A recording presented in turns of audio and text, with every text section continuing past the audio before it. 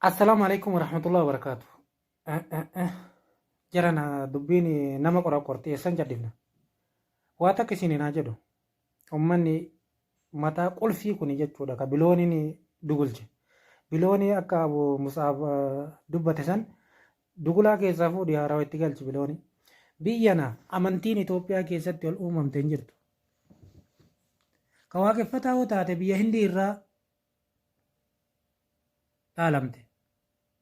Kan beentee taatu faranjirraa dhaalamte. Kan musliima arabarraa haa dhaalamu. Alayhi salaatu wassalaam nabiin arabaa. Yesuusi ka gooftadhaa ka rabbii jettaniin kan warra hiisaa jennuun ergama rabbiiti ka jennuun kun Itoophiyaa keessaa dhalate. Silaa Oromoo ummata musliimaa arabatti galchitanii ofii hoo eessa galoo Israa'eel galaa deemaa isinillee. Yesuusin jettan kun Israa'elitti dhalate. Nabi Isan alayhisalaam Israa'elitti dhalate. Itoophiyaa keessa amantii wayitu hin jiru yeroo duraatti. Duuba deebi'ee waa'ee isaa qoradhu. Ummanni musliimaa jechuudha. Bakkeen dhugaan eessa karaan dhugaan eessa karaa kamtu karaa sirriidha jedhee naa ta'a jedhee kama arabaa ka isin jibbitan kana fudhatee jira ofitti fudhatee jira. Karaan sirriin karaa isaati jedheetin. Karaa nabii keenya alayhi salaatu wassalaam nagaaf rahmanni irraa jiraatu. Isinillee karaan sirriin namtichuma akka anaa dhalate ka akka anaa nyaatu ka akka anaa dhugu ka akka anaa waan an godhe godhu kana nama wajji ciisee ka'u. Rabbi isaa erga jettirraa erga fudhattirraa fudhadhu. Jalaa tuqaan jirru. Karaan sirriin karaa kana jennee isin himaa irra malee.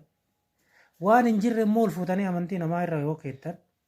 Yoommoo akkuma ofii amantii ofii takka kalaqeetiniin akkuma nama amantii ofii kalaqee achii ka'eetiniin itti amanuu tokko yoo taatan baay'ee nama dhiba. Nuti biyya Suudi Arabiyaa Arabatti ni galla isinillee gara Israa'el gala deemati. Araba Israa'elitti. Kanaaf ani musliima ati kiristaana ati beente ati immoo waaqeffataadha. Akka keessii kabaju barbaannan kiyya kabaje. Kiyya kabajaatiin kiyya qeeqaatiin kiyya naa kabaji kan naa kabaji jechuun hin jiru. Sinigale kanaafuu ina akkana jechuuf funyaanitti wassuudha. Dhugaa walii himna jechuudha. Nuti arabatti yoo kagallu taate isinillee araba Israa'elitti kun gara faranjii Itoophiyaan haa ta'ettu akkasitti bineensaa haftu beellada bosonaati jechaadha. Kanaaf qeeqa akkanaa kana nurraa dhaaba. Kanaafi waa baay'ee haasoytanii nu haasoysiisina. Gabaabumatti akka dur wajji jiraannetti wajjin haa jiraannu.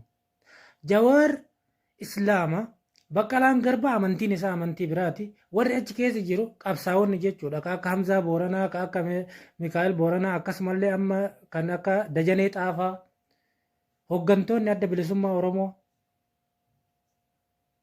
kunniin hundi amantiin yakkamaniitii miti ka achi keessa hidhaa jiraniif sabooman saba Oromoos waan ta'aniif.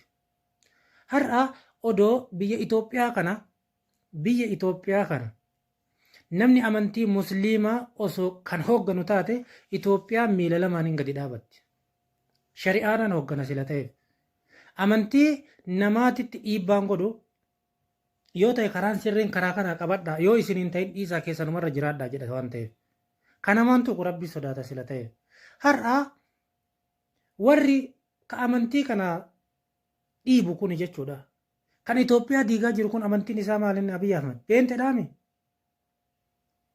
Kan Yesuusitti amanuumi.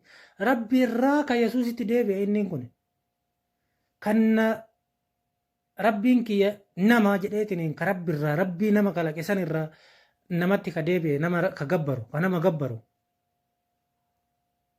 Kanaaf Jawaar Muhammad wanti inni hidhameef wanta amantiin isaa musliima ta'e qofaaf. Amantiin isaa amantii musliimummatii waan qabuuf akkasumas oromummaa waan qabuuf kanuma lamaan yakkame. Har'a Abiyyiin kun kan mootummaa tortoraa qumaataa dhekeraa jechuudha. Dhekeraa maasaraa mootummaa keessatti warqiin ijaaree kan hammatee wajjin taa'u osoo Jawaarii kana biyya kana ka ijaaree gadi dhaabe Jawaarii dhugaa dubbachuuf diigamarraa ka hambise qeerroo gurmeesse Isa kanaaf osoo warqii ka hojjetu taate irra hin laalamu. Sabni biraa haa hawwachu. Waan fedhe yoo ta'e Itoophiyaan kan ijaaramtu yoo Oromoon takka taate. Oromoon takka yoo taate amantiin wal qooduu baatte ati kiristaana, ati islaama, ati beentedha, ati waaqeffata. Kana jechuu baatee tokko taatee jennaan sabni biraa takka rakkoon hin jiru. Ta bultee of jalatti bulchanii ta diddee mataa dhadhaabde dirqama ofii sodaaf bulti. Kanaaf wal kabajnee wal wajjin haa jiraannu. Wal kabajuu barbaachisa. Barcumaa kabajaa abbatu kaa'atan. Ofiin agartuu sareen re'een eegee gadi qabadhu jetti. Of laalaa namarra waa